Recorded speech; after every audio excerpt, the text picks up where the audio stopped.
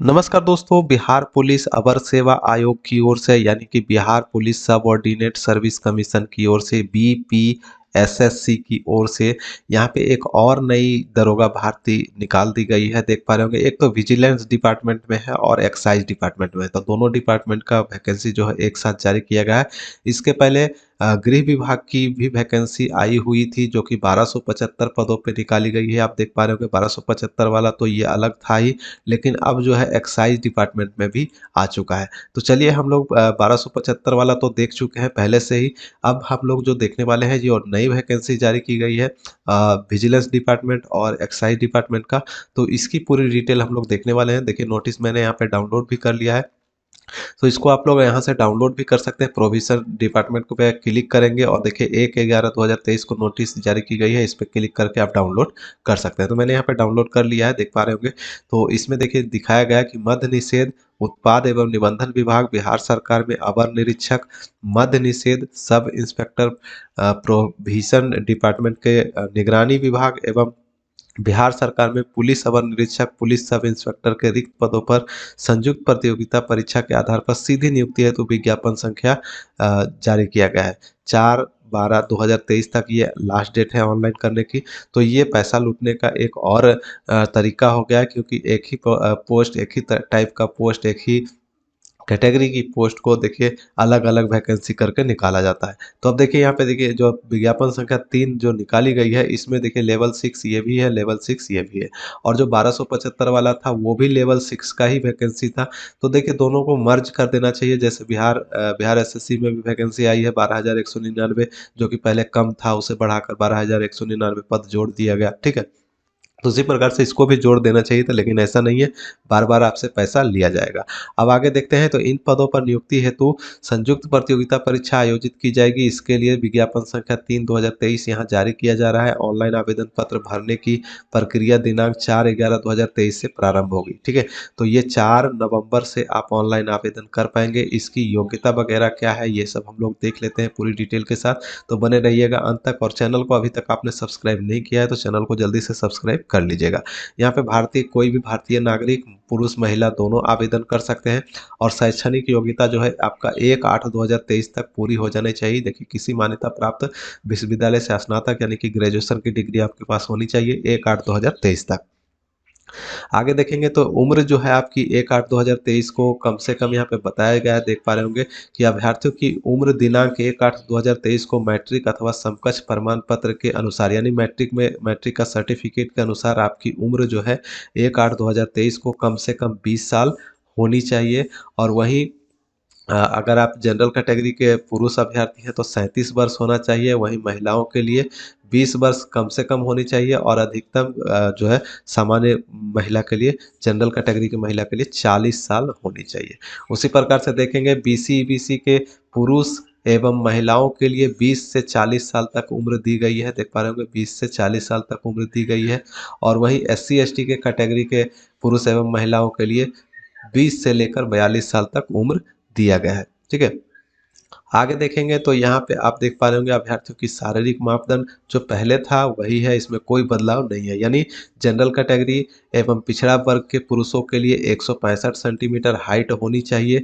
वहीं आप देखेंगे कि अत्यंत पिछड़ा वर्ग के पुरुषों के लिए 160 सेंटीमीटर हाइट होनी चाहिए। एससी एसटी पुरुषों के लिए देखिए 160 सेंटीमीटर दिया गया है, और सभी वर्ग की महिलाओं के लिए यानी सभी कैटेगरी की महिलाओं के लिए 155 सेंटीमीटर हाइट दी गई है। सीना देखेंगे, पुरुष का चेस्ट देखेंगे तो जनरल कैटेगरी हो या पिछड़ा वर्ग हो या अत्यंत पिछड़ा वर्ग हो, तो इनको दिया गया है 81 से 86 सेंटीमीटर आपकी कम से कम चेस्ट होनी चाहिए।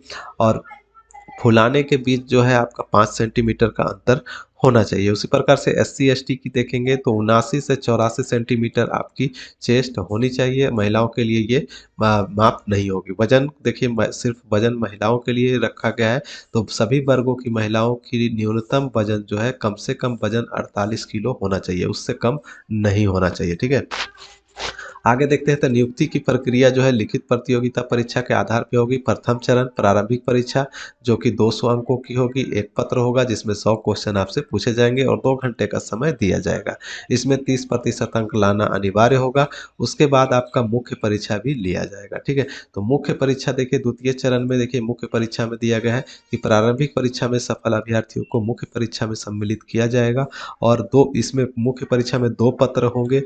एक तो आपका 200 अंकों का सामान्य हिंदी का होगा जो कि 2 घंटे का होगा और जिसमें 100 क्वेश्चन आपसे पूछे जाएंगे।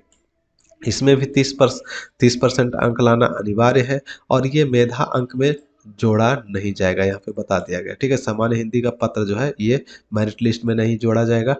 जो द्वितीय पत्र में सामान्य अध्ययन से क्वेश्चन पूछे जाएंगे, सामान्य अध्ययन, सामान्य विज्ञान, नागरिक शास्त्र, इतिहास, भूगोल और गणित, मानसिक योग्यता, रीजनिंग वगैरह से जो क्वेश्चन होंगे उसमें भी 200 अंकों का परीक्षा होगा, लेकिन 100 क्वेश्चन आपसे पूछे जाएंगे। यानी एक एक क्वेश्चन के लिए आपको 2-2 नंबर दिए जाएंगे और 2 घंटे का समय आपको मिलेगा। इसमें भी 30% अंक लाना अनिवार्य है और इसमें नेगेटिव मार्किंग भी होगी, यानी 0.2 अंक काटा जाएगा अगर आप एक गलती करते हैं तो।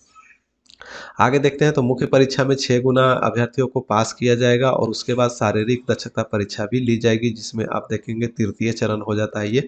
तृतीय चरण थर्ड चरण में देखेंगे तो शारीरिक योग्यता दक्षता परीक्षा में आपका वही दौड़ होगा जो कि 1 मील की दौड़ होगी, यानी कि 1.6 किलोमीटर की दौड़ होगी, यानी 1.5 किलोमीटर के लगभग, और 6 साढ़े 6 मिनट में आपको कंप्लीट करना है। अधिक समय लेने वाले को विफल किया जाएगा, असफल घोषित किया जाएगा। और महिलाओं के लिए 1 किलोमीटर की दौड़ रखी गई है जिसमें 6 मिनट का समय आपको दिया जाता है। ऊंची कूद में देखेंगे पुरुषों के लिए 4 फीट कम से कम कूदने वाले पुरुष अभ्यर्थियों को सफल घोषित किया जाएगा और सभी महिलाओं को कम से कम 3 फीट ऊंची कूद हाई जंप करना अनिवार्य है।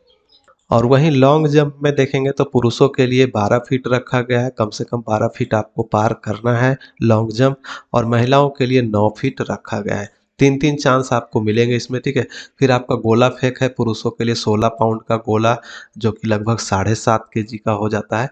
तो ये आपका 16 पाउंड का गोला जो है 16 फीट कम से कम फेंकना होगा और वहीं 16 फीट से कम फेंकने वालों को असफल घोषित किया जाएगा। और महिलाओं के लिए 12 पाउंड का गोला 10 फीट कम से कम फेंकना है, ठीक है। ये आपका शारीरिक दक्षता परीक्षा हो गया। तो इसमें भी आपका देख देख पा रहे होंगे नियत समय पुरुषों के लिए 6 मिनट 30 सेकंड एवं महिलाओं के लिए 6 मिनट का समय दिया गया है दौड़ पूरी करने के लिए, ठीक है। और उसी प्रकार से फिर जो पास होंगे उनका मेधा सूची बनाया जाएगा और जिनका अच्छा अंक रहेगा उनका चयन किया जाएगा। हल्का फल्का जो है मेडिकल परीक्षा भी होती है, मेडिकल टेस्ट भी ली जाती है, तो मेडिकल की आपको टेंशन लेने की ज़रूरत नहीं है, वो ज़्यादा कुछ नहीं होता है। हालांकि इसमें क्वालिफाइंग मार्क्स भी रखा जाता है, जैसा कि आप यहाँ पे देख पा रहे होंगे कि यहाँ पे बताया गया है। देखिए, मेधा सूची हेतु अनुसूचित जनजाति एवं महिला वर्ग के अभ्यर्थियों के लिए न्यूनतम जो है 32% अंक लाना अनिवार्य होता है और अत्यंत पिछड़ा वर्ग के अभ्यर्थियों के लिए 34% और यही बीसी कैटेगरी के लिए देखेंगे तो 36.5% और जनरल कैटेगरी के लिए 40% अंक लाना अनिवार्य होता है। आगे देखेंगे तो ज़्यादा कुछ है नहीं, सब यहाँ पे सीटों की संख्या वगैरह कैटेगरी वाइज बताई गई है। जैसे कि जनरल के लिए 27 सीटें हैं, ईडब्ल्यूएस के लिए 6 सीटें हैं, एससी के लिए 10 सीटें हैं, एसटी के लिए 0 है और ईबीसी के लिए 12 सीटें हैं, बीसी के लिए 7 और पिछड़े वर्ग की महिला जिनको बिहार में 3% अलग से आरक्षण है नीतीश कुमार के कारण, तो यहाँ पे 1 सीटें और महिलाओं को दिया गया है बीसी कैटेगरी को। और यहाँ पे 63 सीटें ये हो गया, ठीक है। 63 टोटल 63 सीटें हैं। और यहाँ पे आगे बढ़ते हैं तो देखिए अगला जो है यहाँ पे देखेंगे तो ये 1 सीट जो है विजिलेंस डिपार्टमेंट में भी दी गई है, तो ये जनरल कैटेगरी को आवंटित किया गया है। तो जनरल कैटेगरी को दिया गया है ये विजिलेंस डिपार्टमेंट में, सभी का योग्यता वगैरह सेम टू सेम दिया गया है। अब बात करते हैं एप्लीकेशन फ़ीस की। तो देखिए इसी बात पे मैं बोल रहा था, शुरुआत में ही मैंने बोला था कि एक ही फॉर्म को बार-बार निकाला जाता है अलग-अलग करके ताकि पैसा लिया जा सके पब्लिक से। अब यहाँ पे देखिए बात करें कि एप्लीकेशन फ़ीस कितना रखा गया है, तो देखिए जनरल, बीसी, ईबीसी, ईडब्ल्यूएस के पुरुष अभ्यर्थियों के लिए और जो बिहार के बाहर के अभ्यर्थी हैं उनको 700 रुपये लगेंगे, ठीक है। और जो बिहार के एससी एसटी हैं या फिर जो बिहार की महिला हैं सभी कैटेगरी की, उनको 400 रुपये लगेंगे।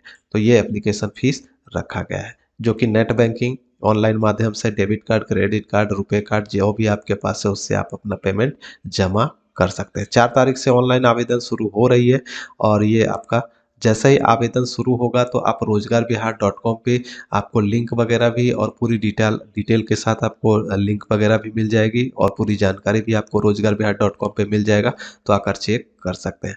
तो मैं दोस्तों उम्मीद करता हूँ जानकारी आप लोगों को अच्छी लगी होगी, तो वीडियो को ज़्यादा से ज़्यादा शेयर कर दें, चैनल को सब्सक्राइब कर ले पल पल की अपडेट के लिए।